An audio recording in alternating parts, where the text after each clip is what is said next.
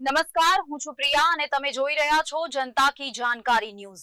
નજર કરીએ આજના સમાચાર ઉપર। સમી તાલુકા પંચાયતના પ્રમુખ અને ઉપપ્રમુખ પદની ચૂંટણી આજે ઉત્સાહભેર યોજાઈ હતી, જેમાં પ્રમુખ તરીકે પશીબેન અનિલકુમાર હેરમા અને ઉપપ્રમુખ તરીકે રૈયાબેન માનસિંગભાઈ ચૌધરીની સર્વાનુમતે વરણી કરવામાં આવી હતી।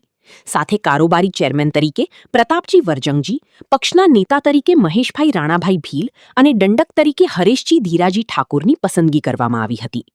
વરણી બાદ કાર્યકરો અને સમર્થકો દ્વારા ફૂલહાર પહેરાવી અને પેંડા ખવડાવી વિજયોત્સવ મનાવવામાં આવ્યો હતો।